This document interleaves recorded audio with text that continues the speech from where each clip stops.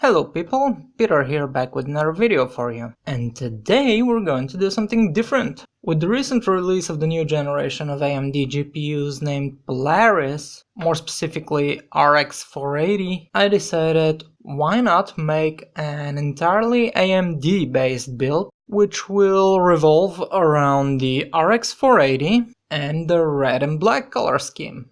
So there we go, let's start. I'm going to start with the motherboard. Asrock 970A-G 3.1. It's a fairly new motherboard from Asrock based on the 970 chipset, support all FX processors.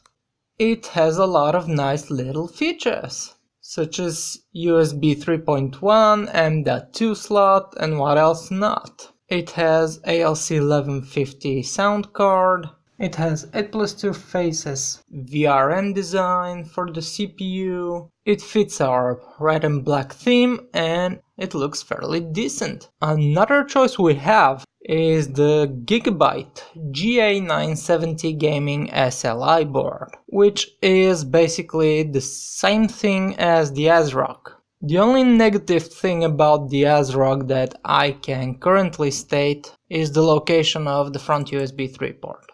And the Gigabyte, being slightly more expensive, is solving that issue. For a CPU we have a large amount of chips to choose from, but I'm going to take the FX 8300 for two main reasons. First off, it starts 3.3 GHz, but it turbos up to 4.2 GHz if need be.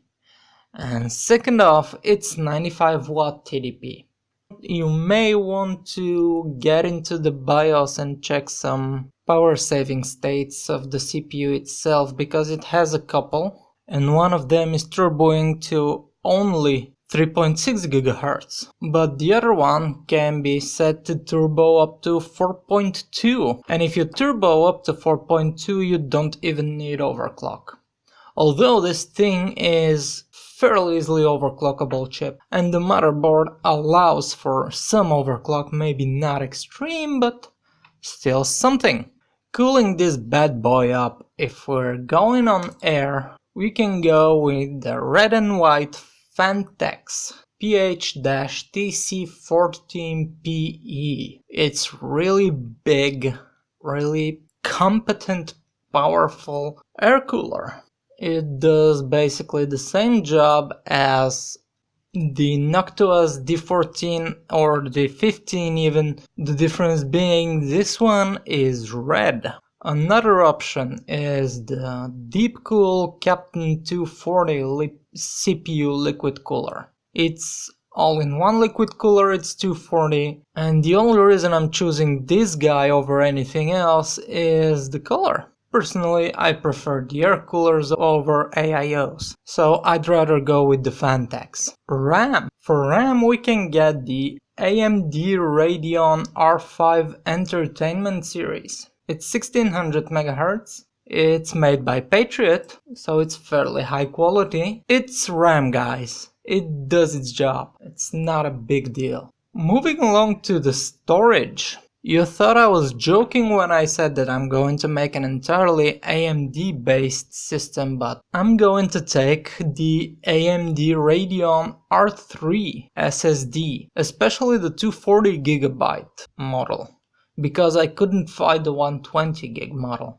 If I had the 120, I would have gone with the 120. For the operating system and some basic software like browsers and stuff, an SSD is always a good option. And this one easily hits 520 read, more than 450 write speeds, so it's an SSD. It's fast, it's way faster than the mechanical hard drive. Speaking of mechanical hard drive, I'd rather have a mechanical hard drive for mass storage. And this is why I'm getting the HGST or Hitachi Ultrastar 1TB hard drive. Why would I go with Hitachi instead of Western Digital or Seagate?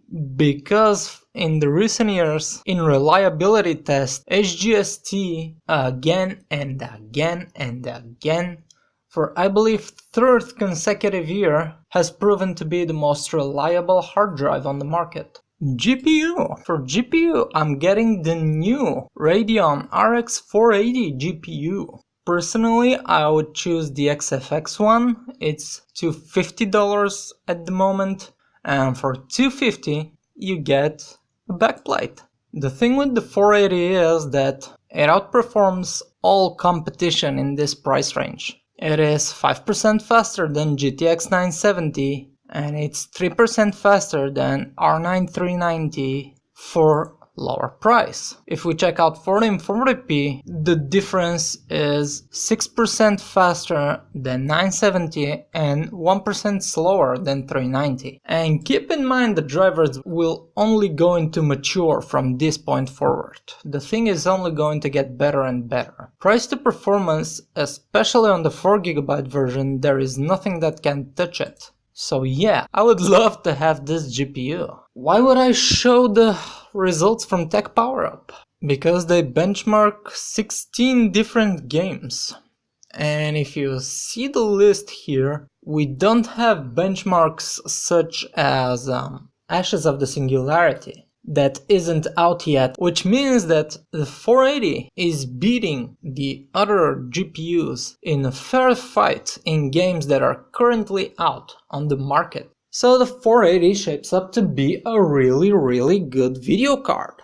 And if somebody tells you otherwise, he's either a fanboy or he don't know what he's talking about. All this beauty I'm going to power with Seasonic 520W power supply, 80+ Brown certified, and this is Seasonic. Anybody who knows anything about power supplies can easily tell you that Seasonic are the best on the market when it comes to power supplies. If you think 520 will not be enough, keep in mind the GPU consumes something like, let's say 160 watts. The CPU consumes something like, let's say 150 watts. Those are 300 watts for the CPU and GPU. Let's give everything else in the system something like 100 watts. Those are 400 watts gone. And we still have 120 to spare. 520 will be more than enough for this system.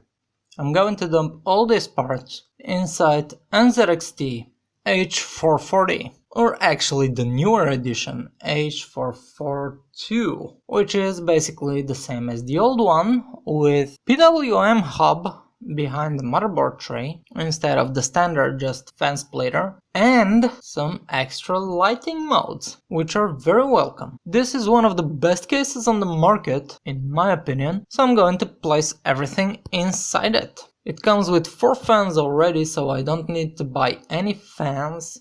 It has a lot of space under the power supply cover, so it will hide all the cable mess because our power supply is non-modular, but what the hell, there is a lot of space in this case for everything.